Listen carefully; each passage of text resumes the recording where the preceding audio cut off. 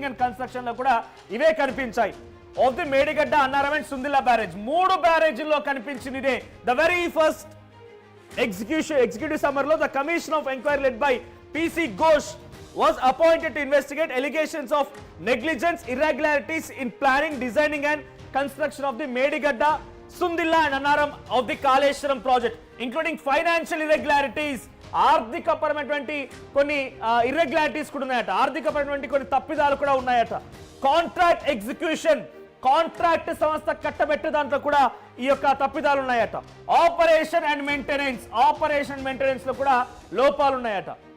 So దీంతో పాటుగా ఇక్కడ మనం వేరే అంశం చూస్తుంటే ల్యాక్ ఆఫ్ ప్రాపర్ ప్లానింగ్ మొదటి నుంచి చెప్తుందనే. ఫస్ట్ గా ప్లానింగ్ కి తగ్గట్టుగా డిజైన్ జరగలేదు, డిజైన్ తగ్గట్టుగా కన్స్ట్రక్షన్ జరగలేదు, కన్స్ట్రక్షన్ తగ్గట్టుగా ప్రస్తుతం ప్రాజెక్ట్ కానీ అది ఫినిష్ అవ్వలేదు. దీని మొత్తానికి రాసింది ఎవరు? వాప్స్కో అనేటువంటి ఈ సంస్థ డిపిఆర్ రూపొందించింది. డిపిఆర్ అంటే ఏంటి? Detailed project report. అంటే ప్రాజెక్ట్ ఎలా ఉంటుంది, దాని నామ రూపాలు ఏంటి, ఎక్కడ ఏ గేట్ పెట్టాలి, ఎక్కడ క్రెస్ట్ గేట్ ఉండాలి, ఎక్కడ గేట్ ఓపెన్ చేసేందుకు టెక్నికల్ ఎక్విప్మెంట్స్ ఉండాలి, పంప్ హౌస్ ఎక్కడ ఉండాలి, కెనాల్స్ ఎక్కడ ఉండాలి, ఇవన్నీ కూడా రూపొందించడానికి ఈ డిపిఆర్ అనే చెప్తూ ఉంటారు, డీటెయిల్డ్ ప్రాజెక్ట్ రిపోర్ట్. ఇది రెడీ చేయమని వాప్స్కో అనేటువంటి సంస్థకి అప్పటి ప్రభుత్వం అప్పచెప్పింది. అయితే ఈ వాప్స్కో అనే సంస్థ ప్లానింగ్ ప్రకారంగా డిజైన్ చేయలేదు, డిజైన్ తగ్గట్టుగా అక్కడ కన్స్ట్రక్షన్ జరగలేదు, కన్స్ట్రక్షన్ తగ్గట్టుగా ఫైనల్ ప్రాజెక్ట్ లేదు. ఇది మొదటి పేజీలో డాక్యుమెంట్. ఇంకా ఏముంది ఇంట్లో? So sole decision of the chief minister. చూడండి ఇక్కడ irregularities in planning and conceptualization. So irregular sole decision of the chief minister, ముఖ్యమంత్రి రేవంత్ రెడ్డి యొక్క సొంత నిర్ణయమే, ఇది వెరీ ఫస్ట్ పాయింట్. దీంట్లో ఏముంది? The decision to construct the barrage at Medigadda, Annaram and Sundilla was the sole and individual decision. చూసారు కదా, ఒక వ్యక్తి తీసుకున్నటువంటి ఇండివిజువల్ డెసిషన్ కారణంగానే ఈ 3 బ్యారేజీలు కట్టబడ్డాయి. ఇక్కడ ఏముంది? ఇంకో అంశం, decision of the government in this regard ఏమంటారు? There was no formal decision.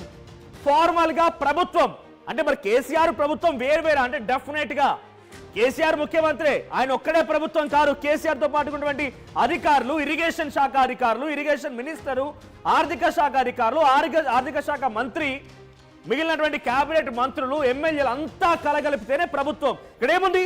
There was no formal decision.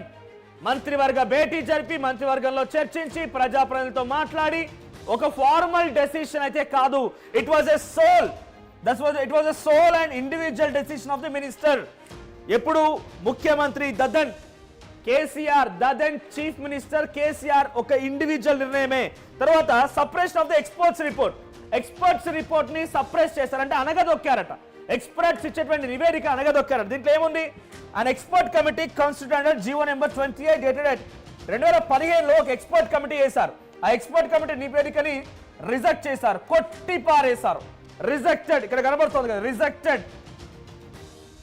The proposal to construct a barrage at Medigadda due to prohibitive cost and time consumption and suggested alternatives like Vemanpalli. This report was intentionally not considered and kept in cold storage. పూర్తిగా దాన్ని కొట్టి పారేశారు, దాన్ని పూర్తిగా cold storage పంపించారు.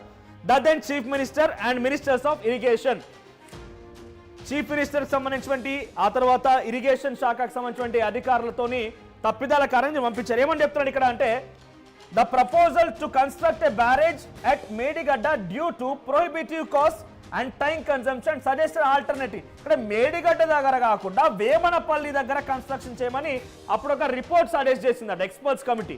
దాన్ని పూర్తిగా కొట్టి పారేశారు. సో ఇదంతా కూడా ఇప్పుడు ఏం చెప్తోంది, అసలు విషయం ఏంటి, ఏం జరిగింది దీంట్లో అనే దానికి ఈ పూర్తి నివేదికని మనం ఒక అధ్యయన కమిటీ ద్వారా రాష్ట్ర ప్రభుత్వం బయటపెట్టింది. ఎక్స్క్లూజివ్గా ఆర్టీవీ మీకు అధ్యయన కమిటీ రిపోర్ట్ ని పేజ్ 1లో ఉన్న అంశాలు ఏంటి? నెగ్లిజెన్స్, ఇర్రెగ్యులారిటీస్ అండ్ ప్లానింగ్, ఇది ఫస్ట్ థింగ్. తర్వాత ముఖ్యమంత్రి స్వతహాగా తీసుకున్న నిర్ణయం, ఆ తర్వాత మేడిగడ్డ పైన ఎక్స్పర్ట్స్ కమిటీ నివేదికని తుంగలో దొక్కేసి పక్కన పెట్టారు. ఇది first page. Next page NPCR. So next మీరు చూస్తే దీంట్లో complete absence of O&M. There was absolutely no operation and maintenance of whatsoever nature. Operation maintenance లేదు, కంప్లీట్ తొంగలో దొక్కేశారు. Including periodical checks, inspections, pre and post monsoon inspections. వర్షాకాలం ముందు, వర్షాకాలం తర్వాత pre and post monsoon inspections లేవు, తర్వాత reports etcetera check inspections లేవు, పీరియాడికల్ ఇన్స్పెక్షన్స్ లేవు. అసలు దాని గురించి పట్టించుకొని నాదుడే లేడు. మీకు తెలిస్తే అక్కడ సుందిల్లా పరిసర ప్రాంతాలకు సంబంధించి సుందిల్లే కాదు, మేడిగడ్డ అన్నారం దగ్గర కూడా అక్కడ రిటైనింగ్ వాల్ ఉంటుంది కదా, అంటే ఎక్కడైతే ఆ డ్యాములు గేట్లకు సంబంధించి ఆ పంపుల ద్వారా నీటిని తోడి ఆ పైపుల ద్వారా అక్కడ వదిలి చేసి మళ్ళీ గోదావరి నదిలో నీళ్లు కలుపుతూ ఉంటారు కదా. సో అక్కడ ఒక వాల్ ఏర్పాటు చేశారు ఆ గోదావరి నదికి సమీపంగా. ఆ వాల్ కొన్ని వందల సార్లు కుంగిపోయింది. ప్రత్యక్షంగా జర్నలిస్ట్గా అక్కడ వెళ్ళి చూసినప్పుడు కూడా కొన్ని వందల సార్లు కుంగిపోయింది. ఏం జరిగిందని అంటే మళ్ళీ కడుతూ ఉంటారు. కారణం ఏంటి? ప్రాపర్ ప్లానింగ్ లేక, మెయింటెనెన్స్ అండ్ ఆపరేషన్ సరిగ్గా లేకనే. ప్రతి వర్షాకాలానికి ఒకసారి ముందు వెనకాల చెక్ చేయాలి, దాన్ని చెకింగ్ లేదు. ఇది సెకండ్. తర్వాత continuous impounding of water. Dadan Chief Minister directed continuous impounding of water in the barrages to their full capacity for lifting water through pump houses. Even though barrages are typically diversion structures with low heads. ఇక్కడ ఏంటిది?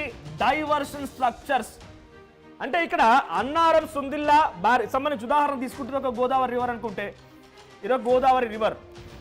ఇక్కడ అడ్డుగా Annaram barrage ఏర్పాటు చేసి ఉంచారు. Annaram barrage ఇక్కడ సుందిల్లా.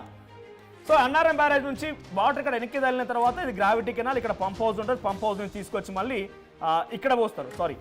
ఇక్కడ ఉంటుంది ఆ గ్రావిటీ కెనాల్. మేడిగడ్డ నుంచి వచ్చిన వాటర్ మొత్తం కూడా ఈ పంప్ హౌస్ ద్వారా నుంచి వచ్చి పంప్ హౌస్ నుంచి అన్నారంలో వాటర్ పోస్తే ఇక్కడ మళ్ళీ వెనక్కి తడితే ఇక్కడ మళ్ళీ ఇంకో పంప్ హౌస్ ఉంటుంది. ఈ వాటర్ తీసుకొచ్చి ఇక్కడ. ఇదంతా ఒక ప్రణాళికాబద్ధంగా ఉన్నటువంటి ఎగ్జిక్యూషన్ అక్కడ జరిగే స్థితి